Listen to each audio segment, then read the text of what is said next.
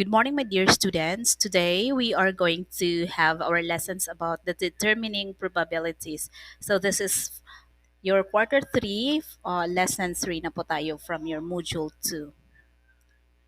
Now, our objective for today is to solve for the proportion of the area specified under the normal curve. Now, let's have first the definition of the probability notations. So these are commonly used to express a lengthy idea into symbols concerning the normal curve. So we have here the following probability notations that are commonly used in studying concepts on the normal curve. So number one, we have the notation is P, then quantity. Inside the quantity, we have Z is greater than A but less than B. This notation represents the idea stating the probability that the Z value is between A and B. So where A and B are Z-scores values. Kung ang probability notations na makikita nyo is capital letter P and then quantity, inside the quantity you have Z is greater than A but less than B. So ibig sabihin the Z value is between A and B. So ganun po yon. And then for number 2, we have capital letter P, then quantity, inside the quantity you have Z is greater than A. So this notation represents the idea stating the probability that the Z value is above A. So if Z is greater than A, so it is above A, or the Z value is above A. The next, let's proceed to number 3, capital letter P. Then inside the quantity, you have Z is less than A. So this notation represents the idea stating the probability that the Z value is below A. Okay, so if in the probability notations, makikita nyo that Z is less than A. So, ibig sabihin, the Z value is below A. And then the last commonly used na probability notations, we have capital letter P, and then inside the quantity you have Z is equal to A. So, and that is equivalent to 0. So this notation represents the idea stating the probability that the Z value is equal to A is 0. So in the fourth probability notations, if Z is equal to A, so this is understood na it is equal to 0. So this notation indicates that a Z value is equal to exactly 1 point on the curve. Okay, so exactly the Z value is equal to exactly 1 point on the normal curve. So with that single point, a line can be drawn signifying the probability that can be below or above it. So that is why for a Z value to be exactly equal to a value, its probability is equal to 0. Okay, let's have first the review of the standard normal curve. So in the standard normal curve, as you can see here, the middle or the half of the normal curve, that is your mean, or the value is 0. That is Z is equal to 0, that is in the middle. That is for the standard normal curve. Now, the first unit is 1. So from the middle going to the right, you have positive numbers. So you have positive 1, positive 2, and positive 3. And then on the other side, on the left, so you will have the value of negative. So negative values on the left side. So you have from the left side of the mean, you have negative 1, negative 2, and negative 3. So this standard normal curve, our standard deviation here is 1. So 1 unit po tayo lahat dito. The spread is 1. Now take note, we have here the green, the first region, that is from the mean to negative 1. The value is 34.1%. Okay? And from the mean to the right side, which is positive 1, the area of the region is 34.1%. So since yung normal curve is symmetrical, pag ihinatin nyo ito the left side is just a reflection of the other side. So, kung ano yung measurement ng from the mean to -1 is the same to the measurement of the area from the mean to +1. Okay? So, kasi we are talking about the area. And then, from the +1 to +2, yung yellow na area dyan, that is 13.6%. So, same from -1 to -2, meron siyang area na 13.6%. So, lumiliit yung area niya because our curve is approaching to x-axis. So, closely but never touches the x-axis. So, that's why the area from -1 to -2, lumiliit na siya. So, compared to the area from the mean to +1, that is 34.1%. Then the next is from 1 to 2, you have 13.6%. And then lalong lumiliit po dito sa area ng 2 to 3. So you have 2.1%. So same dito sa -2 and -3, you only have 2.1%. Okay, next. So since from the mean to +1, you have 34.1%, and from the mean to -1 is 34.1%. So total, from -1 to +1, the total area, pag i-add natin yan sila dalawa, that is equivalent to 68.2%. Okay, next, from -2 to +2. So from here, -2 to +2. So ilan po lahat yan na area? So the area here is, pwede natin i-add po ito lahat. So you have 34.1% plus 13.6%. So this is equivalent to 47.7%. So same on the other side, 34.1% plus 13.6%, that is 47.7%. So pag itotal natin the whole region from -2 to +2, you can get 95.4%. So, yan po yung area niya. Now, for the area from -3 to +3.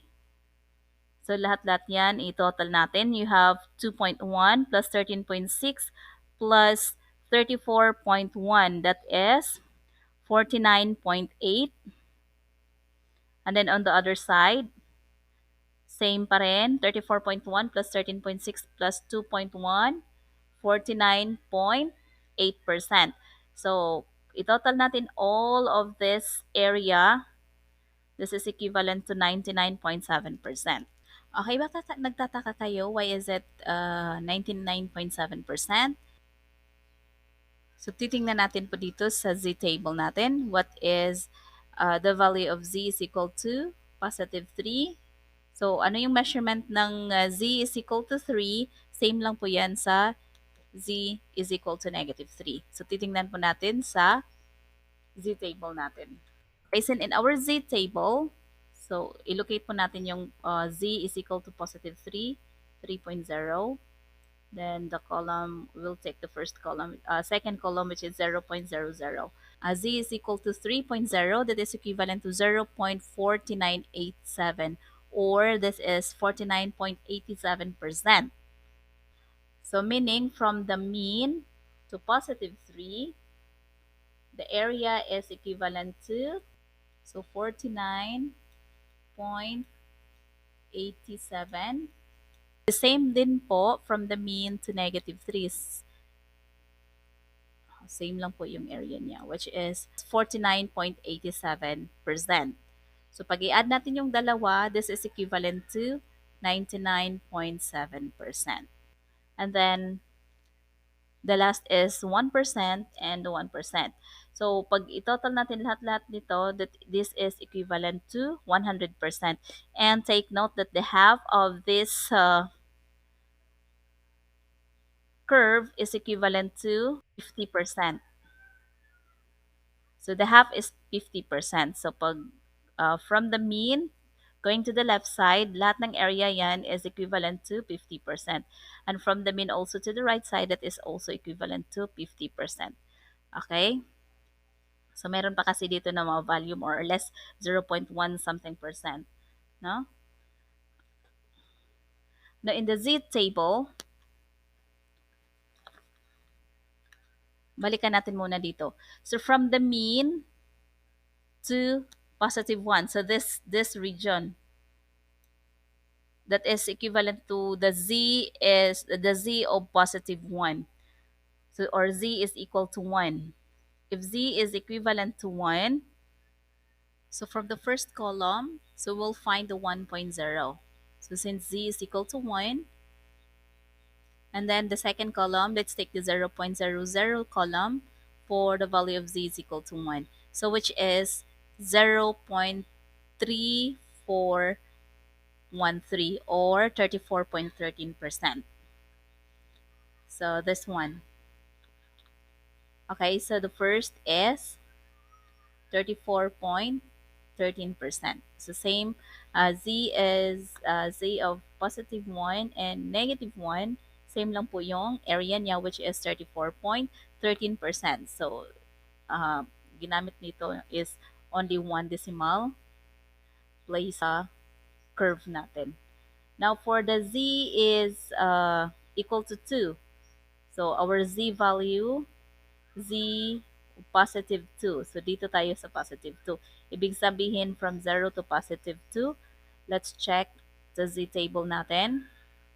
So, dito tayo sa Z. First column is Z value, which is 2.0. Okay, so this is 0.4772. Dito din tayo sa second column, which is 0.00. So, Z of positive 2.0, this is equivalent to 0.4772 or 47.72%.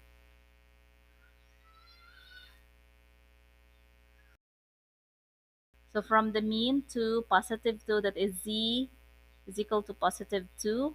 Kasi standard tayo, no? Yung Z table natin based on the standard normal curve. So from Z, 0 to positive 2, Z is equal to 2. The area is 47.72. So since same lang yung area on the other side, okay, since symmetrical yung curve natin, so we have the same value on the other side. So this is also 47.72%. Before we proceed to some examples, let us familiarize first with some of the terms involved in using notations. So negative. So this is our curve. So ano yung mga terms involved in using the notations? So we have here less than Z, to the left of Z, then below Z, lower than. So this is also indicates negative. Under Z. So lahat po yon na terms. Again, we have less than Z, to the left of Z, below Z, lower than, under Z. So those are negative. Going to the negative side of our curve. So yun po yung area niya. Then pag sinabi nating positive, that is the probability that the value of Z is greater than A. So positive po tayo. Going to the right. So, ano yung mga terms na ginagamit dito? So, you have greater than Z, to the right of Z, above Z, more than Z, at least Z. So, those terms indicates the positive going to the right. So, those are the positive side. Again, for the positive, you have greater than Z, to the right of Z, above Z, above Z, more than Z, at least Z. Okay, so with all this in mind, you are now ready to solve for the proportion of the area specified z-scored value. Now let us start with the number one example. Find the proportion of the area between z is equal to 2 and z is equal to 3. So between the two. Now let's have first the value of z, the area of z is equal to 2. So from 0 to positive 2, so this is our first area. So let us check on our z table. Z, Z of positive 2. So under the Z column, So positive 2.0, that is equivalent to 0.4772. So nakuha na yun natin kanina sa curve natin, sa standard normal curve natin. The z is equal to 2 is equal to 47 point, is equivalent to 47.72%. Now, next is z is equal to 3. So, hahanapin natin the value of z, which is positive 3. Z 3.0, this is, under the z, you have 3.0. Then we will take the 0.0 column. So, we have 0.4987 or 49.87%. So, this is your z is equal to 3. So, from 0 to positive 3, ayan. So, that is equivalent, this area is equivalent to 49.87%. But what are we looking for is the area between z is equal to 2 and z is equal to 3. So, the value of z is equal to 2 is this one. It's equivalent to 0.4772. And then the area of z is equal to 3 is equivalent to 0.4987. Okay? So, yung hinahanap lang natin na area is between 2 and 3. Okay, so the area between 2 and 3, so ito yung hanapin natin. So, the area between 2 and 3, ito lang po yung value or yung region na kailangan natin. Ilan po ito. So this is the area between z is equal to 2 and z is equal to 3. So, this area po. The value of z is equal to 3 is 0.4987.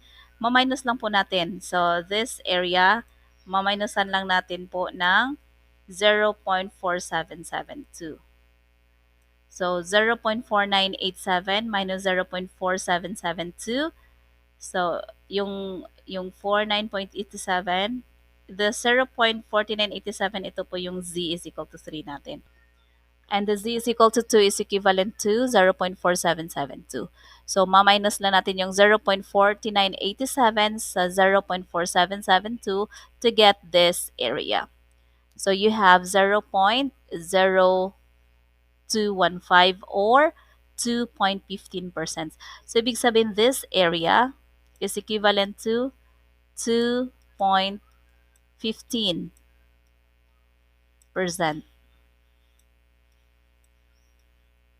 So, this is now the value or the area between z is equal to 2. This is z is equal to 2 and z is equal to 3. So, the area between the two values of z is equivalent to 2.15%. So, yan lang po yung gagawin natin if between the two z values po yung kukunin natin na area. Now, let's proceed to the probability notation. So, ano pong gagawin natin? So, you have to write, since between tayo, di ba? The probability, which is the z value is greater than 2 but less than positive 3. So, our z is equal to 3 is equivalent to 0.4987, and our z is of 2 is equivalent to 0.4772. So, bakit nagbaliktad? Kasi mas malaki yung value ng 3, which is 0.4987. Ma-minus lang po natin dito sa value ng positive 2, which is 0.4772. Kasi when we're talking about the measurement or the area, hindi po pwede maging negative. Kasi pag mauna po yung 0.4772 minus 0.4987, that will result to negative. So, hindi po pwede negative pag area po yung pag-uusapan natin. So, dapat po yung malaking area, ma-minus natin sa maliit na area. So, we can get the area between the two. So, which is 0.4987 minus 0.4772 is equivalent to 0.0215 or that is 2.15%. So, ganito po yung probability notations na pagkasulat po. Next, number 2 problem, find the proportion of the area below z is equal to 1. So, the z table, ito po yung positive 1 natin. Below, pag sinabing below, going to the left side, going to negative. So, the area is from positive 1 going to the left. So, ito po lahat na area. Ilan po ito lahat? So, ito po yung i-solve natin. So, we will use our standard normal curve. Sa standard normal curve natin, the half of this curve is equivalent to 50, 0.50 or 50%. Okay? So, ito na po yung measurement ng half of the normal curve. Ang kalahati po nito is 50% or 0.50. So, next, kukunin lang natin yung value ng from the mean to positive 1. Ayan. Kasi our problem is find the proportion of the area below z is equal to 1. So, alam na natin the half is 50. So, add lang natin itong next na area. Ito po. Which is 34.1%. Itong area na to is equivalent to 34.1%. So, that is 50% plus 34.1%. That is equivalent to 84.1% or 0.841. So, yan lang po pag sinabing below. So, from positive 1 going to the left. Okay, so our probability notation, you have the capital letter P, then quantity Z is less than positive 1. So, Z less than positive 1, that is half of the curve plus Z is equal to 1. So, that is the value of the area of z is less than 1. So the half is 0.5 plus the z is equal to 1 is 0.3413. So pag i-add natin yan, we will have the 0.8413 or 84.13%. So ito po yung probability notations niya. And then, this is now the area. Okay, the half is 50% this part, and then plus 1, which is 34.13. That's why we get the 50% plus 34.13 or 34.1 is equivalent to 84.1% or 0.841. Okay, so pag one decimal place lang po ito. Pag two decimal places, you have 84.13% or 0.8413. So now let's proceed to example number 3. Find the area that the z value is exactly equal to 1. So this is our graph. So exactly equal to 1. So with a given graph, there is no need to decide on what operation to be used since as defined. So sa definition natin, if a z value is equal to exactly one number, then its probability or the proportion of the area of the region is automatically 0. So our answer now is 0 kasi exactly 1 point lang po yung value ng z natin. And that's end our lesson for today. Thank you so much for listening, grade 11 students. I hope you have learned something for today. Hanggang sa muli, paalam!